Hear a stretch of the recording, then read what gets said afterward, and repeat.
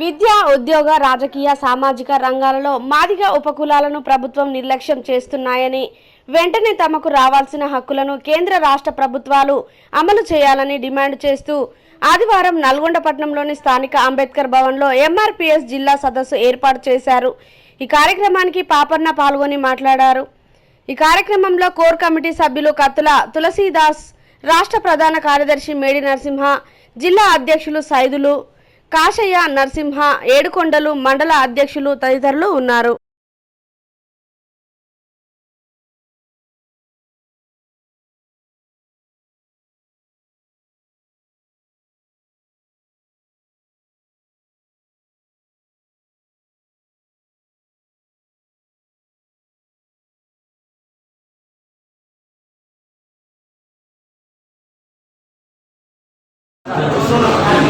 మాదిగలు గత బీఆర్ఎస్ ప్రభుత్వంలో వారి అభివృద్ధిని, వారి రాజకీయ భవిష్యత్తుని విద్యా, ఉద్యోగ, రాజకీయాల్లో కేసీఆర్ 70 సంవత్సరాలు వెనక్కి నెట్టేశాడు. వాళ్ళ రాజకీయ భవిష్యత్తును కూడా ఎలాంటి మంత్రి పదవి లేకుండా 10 సంవత్సరాలు మాదిగల 70 లక్షల మందిని అగౌరవపరిచాడు. గత ప్రభుత్వంలో చేసినట్టుగా ఇక్కడ కూడా రేవంత్ రెడ్డి గారు మోసం చేయొద్దని చెప్పి ఎంఆర్పీఎస్గా డిమాండ్ చేస్తూ ఉన్నాం. మాదిగలు 70 లక్షల మంది మాదిగలకి రాజకీయ భవిష్యత్తు లేకుండా, కాంగ్రెస్ పార్టీలో కూడా మంత్రి పదవి ఇవ్వకుండా, నామినేట్లు పోస్టులు ఇవ్వకుండా, ఎమ్మెల్సీలు ఇవ్వకుండా, మరి జాతి ఎదుగుదల, ఆత్మగౌరవంతో పాటు సంక్షేమ పథకాలు ఏ రకంగా ఎవరిని అడగాల? ఈరోజు ప్రకటించినటువంటి 37 కార్పొరేషన్లకి ఒక మాదిగ బిడ్డకే ఇచ్చినట్టుగా మేము చూస్తూ ఉన్నాం. మరి 70 లక్షల మంది పాపులేషన్ కలిగినటువంటి, జనాభా కలిగినటువంటి మాదిగలకి 3% లేనటువంటి, 2% లేనటువంటి, 1% లేనటువంటి వాళ్లకు 37, 17, 18 ఇచ్చినటువంటి కార్పొరేషన్లలో ఏ రకంగా మాదిగలకు న్యాయం చేసినట్టు రేవంత్ రెడ్డి గారు దయచేసి మాదిగలకు జవాబు చెప్పవలసిన అవసరం వస్తుంది. ఇక్కడ సంక్షేమ పథకాలు పోయినాయి గత ప్రభుత్వంలో. ఇక్కడ డెవలప్మెంట్ మొత్తం నీరు గారింది.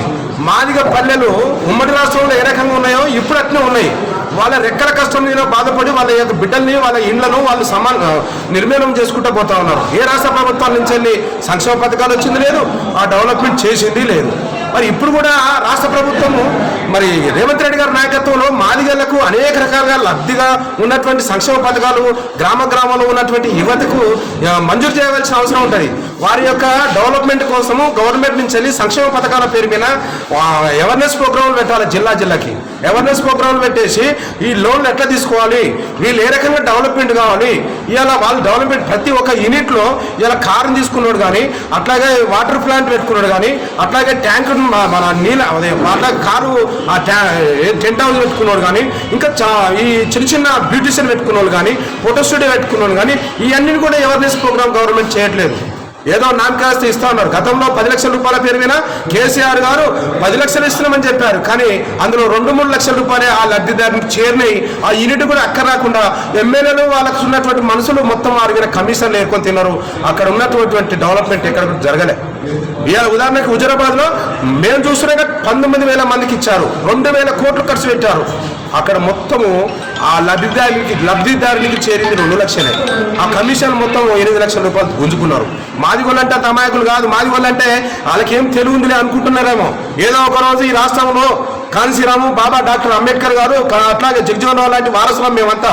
ఏదో ఒక రోజు మాకు రాష్ట్రము, ఈ దేశంలో ఈ ముఖ్యమంత్రులు అవుతాం, ఈ రాష్ట్రంలో ముఖ్యమంత్రులు అవుతాం, మా యొక్క డెవలప్మెంట్ మీరు చేసుకునే కట్టలిస్తామని చెప్పి రేవంత్ రెడ్డి చెప్పారు. దయచేసి ఆ 12 లక్షల రూపాయలు తక్షణమే జిల్లాకు నియోజకవర్గానికి అందేటట్టుగా ప్రయత్నాలు కొనసాగాలని చెప్పి, అట్లాగే మాదిగ యువత వాళ్ళకి కావాల్సినటువంటి స్కిల్ డెవలప్మెంట్ స్కీమ్ల మీద గవర్నమెంట్ పూర్తిగా అన్ని జిల్లాల్లో పనిచేయాలి. నియోజకవర్గానికి క్యాంపులు పెట్టేసి వారి యొక్క డెవలప్మెంట్కు తోడ్పడుతుందని ఆశపడుతూ ఉన్నాను. అందులో భాగంగా నల్లగొండ జిల్లాలో మరి పెద్ద ఎత్తున మాదిగ సభ జరిగింది. ఆ సభలో మేమందరం కూడా ఇక్కడికి రావడం జరిగిందని తెలియజేస్తా ఉన్నాం. కలిపి ఉపకులాలకు కార్పొరేషన్ ఏర్పాటు చేస్తున్నాడు కదా, దాని మీద సబ్జెక్ట్. కార్పొరేషన్లు ఎస్సీలకు ఉన్న 57 కులాలకు అందరికీ అందేలాగా చర్యలు తీసుకోవాలి. అందరికీ అంటే ఒకటి రెండు కులాలకు ఇంతకుముందు రిజర్వేషన్లు అందినాయి అనే ఉద్దేశంతో వర్గీకరణ చేయాలని ఉద్యమం స్టార్ట్ చేసినాము గత 30 సంవత్సరాలు. అట్లనే 59 కులాలకు కూడా అందరికీ అందేలాగా సంక్షేమ పథకాలు అందాలని డిమాండ్ చేస్తాం.